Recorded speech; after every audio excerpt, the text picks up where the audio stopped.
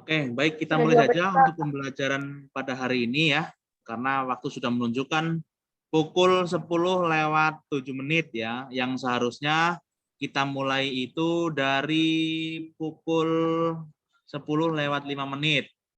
Tapi karena berhubung tadi masih sedikit yang ikut gabung, segera kita akan mulai saja yang sekarang ya. Karena ini sudah lumayan cukup banyak ya yang sudah bergabung, kurang lebih ada 19 siswa, 19 sama saya berarti sekitar ada 18 siswa yang bergabung ya. Oke, jadi Bapak harapkan nanti untuk semua video dinyalakan ya ketika pembelajaran pada hari ini ya. Oke, baik, Bapak ucapkan selamat pagi, Soti Hotu, Namo Buddhaya. Namo Ya, mudah-mudahan ya kalian atau kita semua dalam keadaan sehat selalu ya, dan mudah-mudahan corona yang varian baru ini segera hilang atau lenyap ya, biar nanti kita juga bisa pembelajaran offline lagi atau tatap muka di sekolah, karena kemarin sudah cukup bahagia ya, sudah mulai masuk sekolah, ternyata setelah 2 minggu untuk belajar di rumah lagi. Tapi tidak apa-apa, kita harus tetap semangat ya. Oke, untuk hari ini pembelajarannya melalui Zoom ya. Karena Bapak juga pengen melihat nih, kalian sudah sudah sebesar apa nih? Karena kemarin dari beberapa pertemuan kemarin kan hanya menjelaskan lewat video ya. Kemudian juga setelah itu mengerjakan tugas ya. Karena yang jelas Bapak kangen dengan anak-anak Bapak sekalian nih, kelas 5A ya. Ternyata yang laki-laki makin tampan nih, makin gagah-gagah, ganteng ya. Yang perempuan juga makin cantik ya. Nah, kalau seperti ini kan juga kalian bisa melihat temennya nih. Oh, ternyata Sandi, oh masih segitu ya Sandi ya misalkan. Oh, ini makin misalkan Evander nih makin badannya makin kekar nih karena makan terus di rumah misalkan ya. Jadi kalian juga untuk menghilangkan rasa kangen sama teman-temannya ya juga, maka Bapak mengajar pembelajaran pada hari ini menggunakan Zoom ya. Nah, hari ini Bapak akan mengajar yaitu di bab 6. Coba dilihat di situ di bab 6 halaman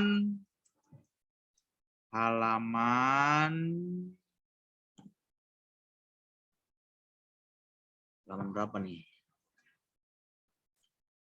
Halaman 139 ya. 139. Nah, silakan dibuka halaman 139 semuanya. Sudah, Pak. Sudah ada ya, yang di situ ada gambarnya itu adalah gambar seorang mungkin perawat atau dokter itu sedang merawat seorang nenek-nenek. Pagi, Pak. Namo Buddhaya. Ya, selamat pagi, Namo Buddhaya Felix. Yang baru bergabung juga ada Kenneth ya. Terus ada siapa lagi tadi ya? Ardianto udah masuk belum? Tadi kayaknya sudah masuk ya. Halaman berapa, Pak? Halaman 139 ya. Oke. Di sini kamu boleh sambil menyimak di layar HP kalian saja ya. Karena di sini Bapak share screen. Apakah kelihatan yang Bapak share screen di sini? Kelihatan, Pak. Kelihatan, Pak. oke. Kelihatan, Pak. Ya, oke. Oke, kita mulai saja. Ya, jadi hari ini kita akan mempelajari tentang pelajaran 6, yaitu indahnya berdana. Sebenarnya di pelajaran 6 ini, di bab 6 ini merupakan materi yang sama ya dari materi di bab 5, namun di sini lebih contoh-contoh dana pada masa kehidupan Sang Buddha ya. Oke. Kita langsung saja di pelajaran 6 ini ya, indahnya berdana. Ya, kemarin kita sudah mempelajari tentang berdana ya. Berdana yaitu memberikan sesuatu kepada orang lain yang membutuhkan dengan tulus, ikhlas ya. kemudian tidak mengharapkan suatu imbalan ya. Nah, tentunya ketika kita bisa memberikan dana kepada orang lain, yang kita rasakan adalah bahagia. Kalau sudah bahagia pasti akan terasa indah hidup kita ya. Ada lagunya juga kan, sungguh indah bila hidup saling memberi. Gitu kan. Nah, itu ada lagu juga ya yang menceritakan tentang keindahan bila kita saling memberi, saling support sama teman ya. Jangan justru sebaliknya malah saling bermusuhan ya. Itu tidak boleh. Nah, hidup akan terasa lebih indah apabila kita saling berbagi ya atau berdana. Yang sudah seperti kita pelajari itu ya, berdana itu bermacam-macam sekali ya. Nah, yang sudah kita pelajari minggu lalu kita ulas kembali ya sekarang ini. Nah, silakan dilihat lagi nih. Kita masuk ke halaman 140 ya. Di sini ada kegiatan belajar 21 yaitu dana materi. Nah, dana materi ini juga pernah kita pelajari di bab sebelumnya ya.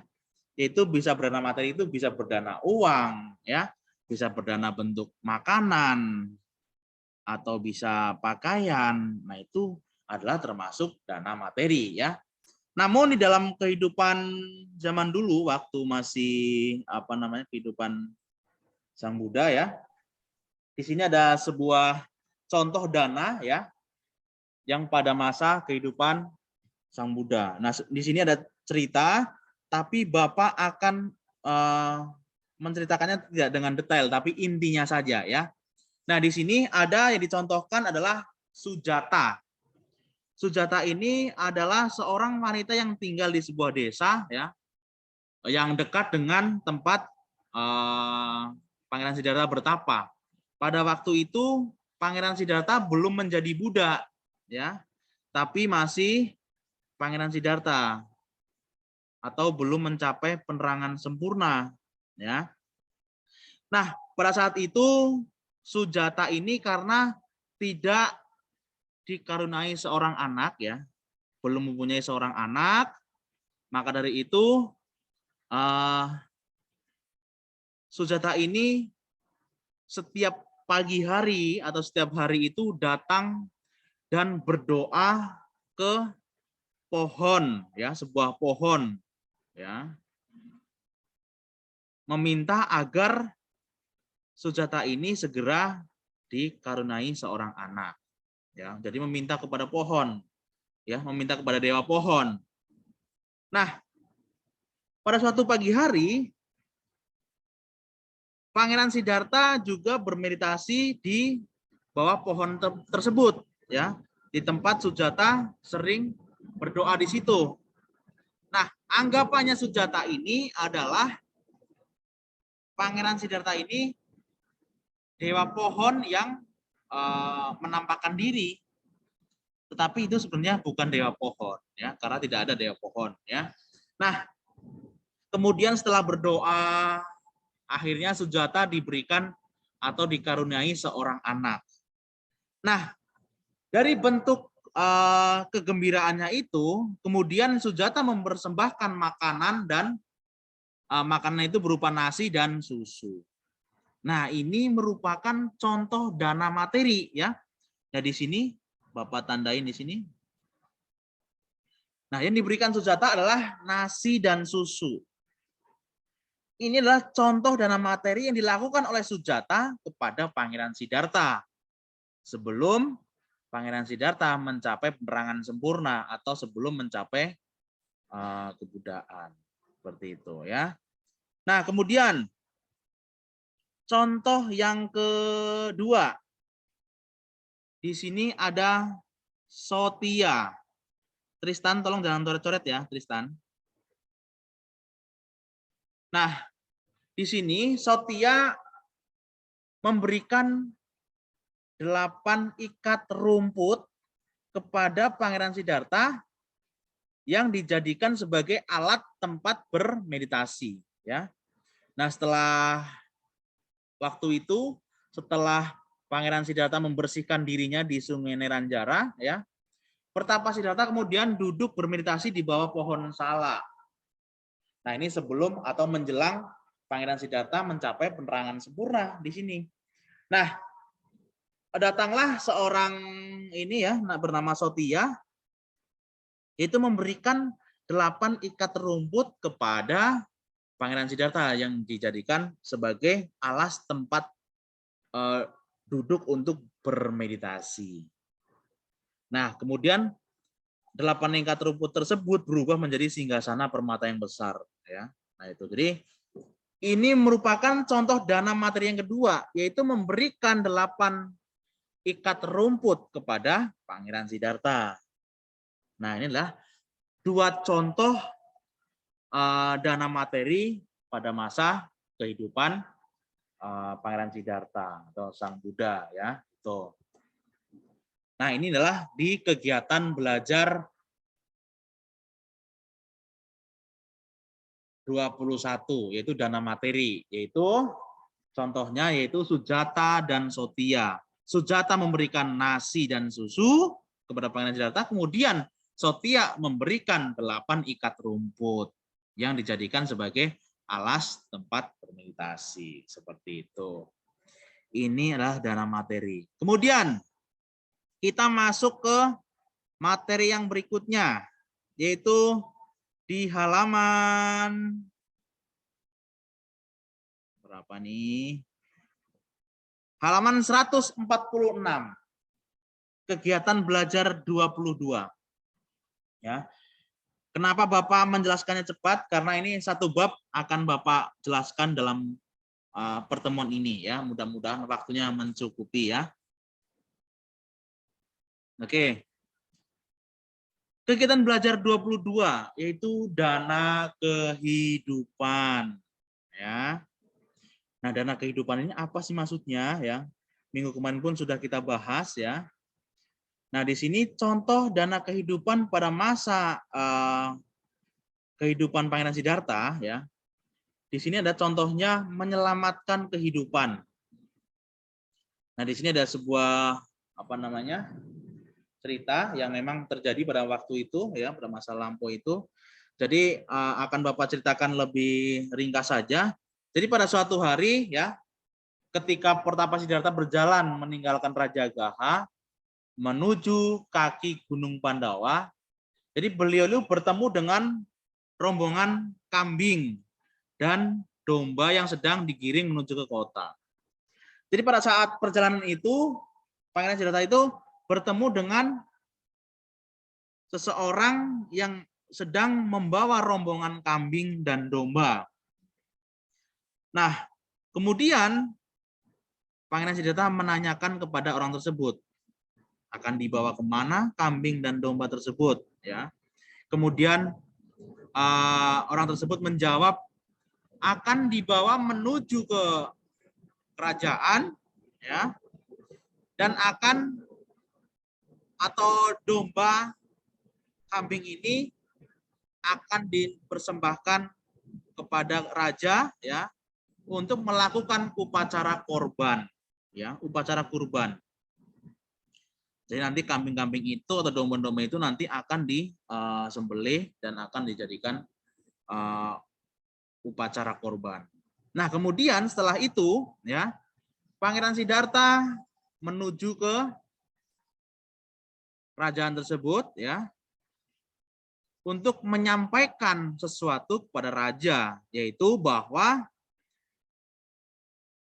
kita harus kita harus memancarkan cinta kasih. Kita tidak boleh untuk menyakiti makhluk lain, apalagi sampai membunuh makhluk lain. Maka dari itu, Pangeran Siddhartha meminta kepada raja untuk tidak melakukan upacara kurban tersebut. Karena dengan melakukan upacara kurban ini, pastikan ada makhluk atau domba atau kambing yang terbunuh. Ya. Nah, maka dari itu ini dinamakan adalah menyelamatkan kehidupan. Artinya domba dan kambing tersebut tidak jadi akan mati, tidak jadi akan terbunuh, ya. Nah, di sini merupakan contoh Pertapa Siddhartha menyelamatkan kehidupan makhluk lain. Coba kalau nggak nggak ditegur sama Pangeran Siddhartha atau nggak dinasehati, pasti rombongan kambing dan domba tersebut akan mati semuanya.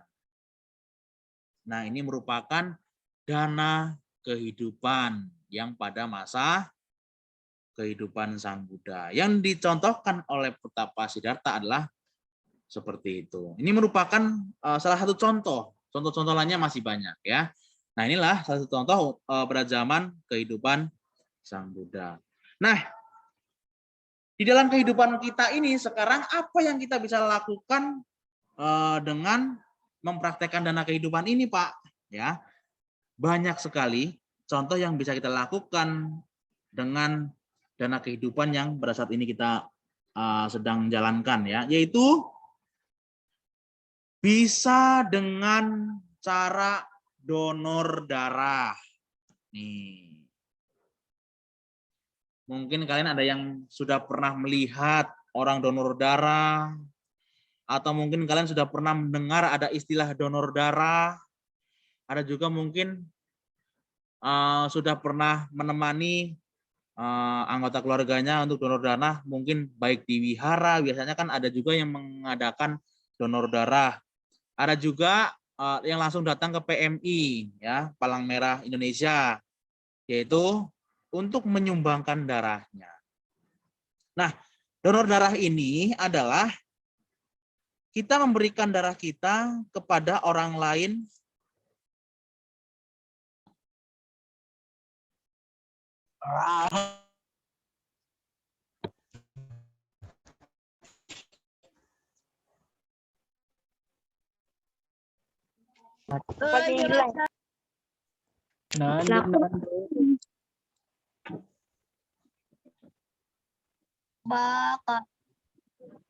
Jadi wibu.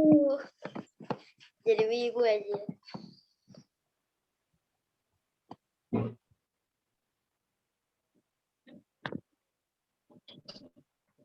Oke, mohon maaf tadi anak-anak ya, Bapak sempat terpental ya karena jaringannya tadi ngedon ya.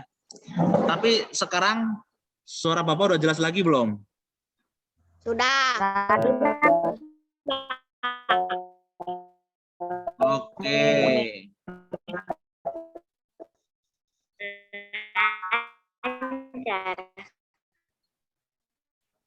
Oke, kita lanjutkan lagi ya. Nah, Bapak akan share screen lagi. Oke, contoh yang bisa kita lakukan di sekarang ya, contoh dana kehidupan ini adalah donor darah, ya. Kemudian donor mata, kemudian donor anggota tubuh, dan semua perbuatan yang bertujuan untuk menyelamatkan makhluk hidup termasuk sebagai dana kehidupan. Ya.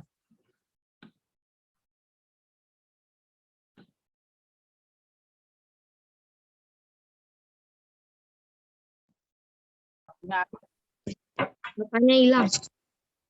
Waktunya habis. Iya, bapaknya hilang, kagak ada. Hai. Bapaknya hilang. Ya, bapaknya bentar lagi. Ya,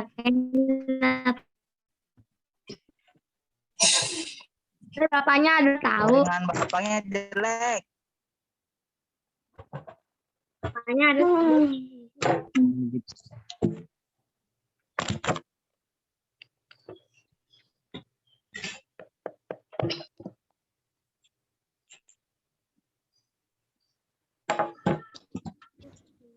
Jadi biru.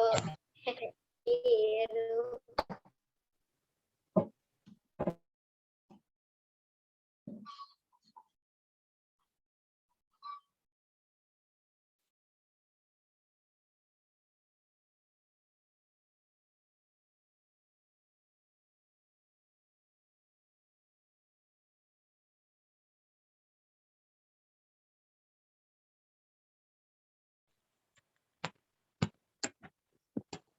Bapak. Halo, Pak, on mic, Pak. Nah, Bapaknya mana oke. sih? Itu Suara ada Bapak terdengar nggak? dengan Oke, oke. Sebentar. Saya mau pindah jaringan ke yang saya, ya.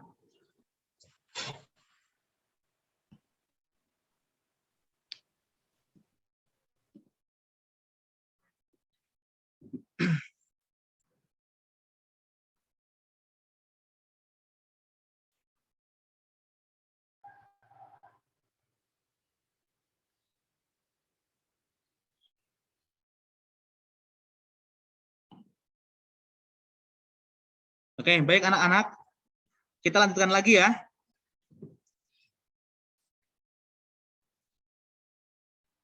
ada. Bapaknya pindah jaringan katanya tadi. Oke, sekarang saya sudah hadir kembali ya. Oke, mohon maaf nih tiba-tiba di sini di sekitar ya, di sini semua jaringan down nih. Baik WiFi maupun seluler juga tiba-tiba down ya. Mohon maaf sekali. Tapi sekarang suara Bapak sudah jelas kan? Jelas, Pak. Oke, saya lanjutkan ya kalau sudah jelas ya. Oke. Ya, yang bisa kita lakukan ya, yang bisa kita lakukan dana kehidupan di sekarang ya, yaitu menolong orang lain dengan cara donor darah. Jadi kita memberikan sebagian darah kita ya, atau mungkin sekitar 1 liter ya, kepada atau bukan 1 liter, 1 kantong ya,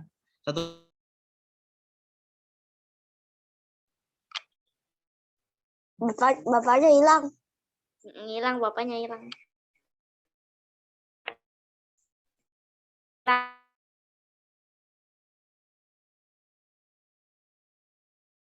Bapaknya akhirnya ke sekolahan teman-teman. Wahyu. Apa ini mau?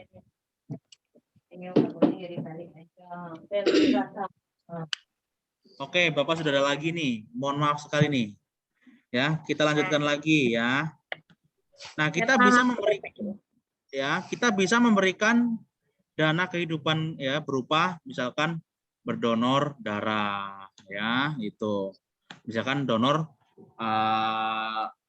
mata ya, atau donor anggota tubuh. Tapi ini merupakan jika ada 2 orang itu bersepakat ya. Nah, donor darah ini sering dilakukan yaitu biasanya di PMI ya, atau ada juga biasanya di wihara-wihara yang mengadakan donor darah ya.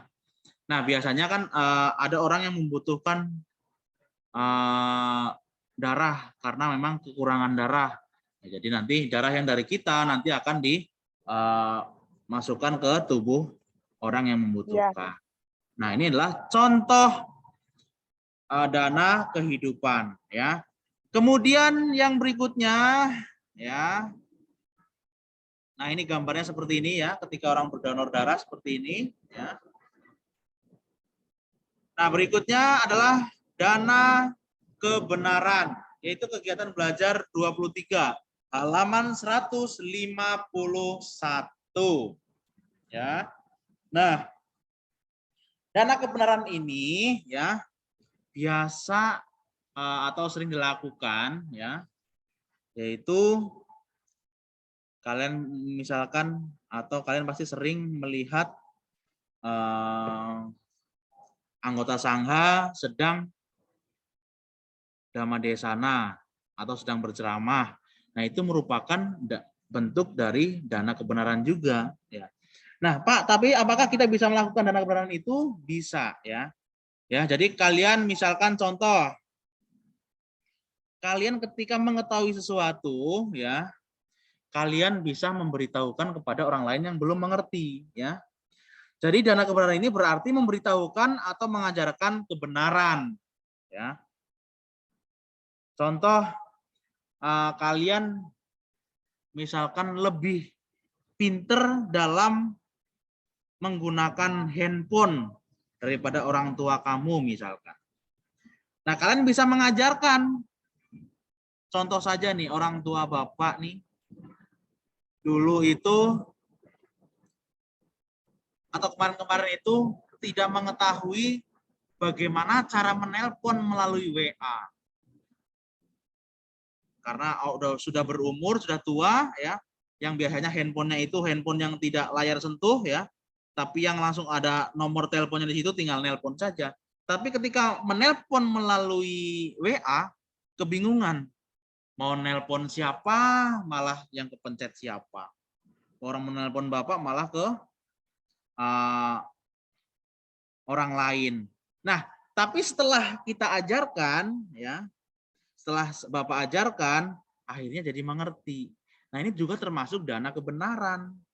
Artinya menyampaikan sesuatu yang benar, ya, atau memberitahukan. Nah, ini juga termasuk dana kebenaran. Jadi orang tersebut tadinya belum tahu menjadi tahu, dan yang sudah tahu itu akan semakin paham. Nah, ini merupakan dana kebenaran.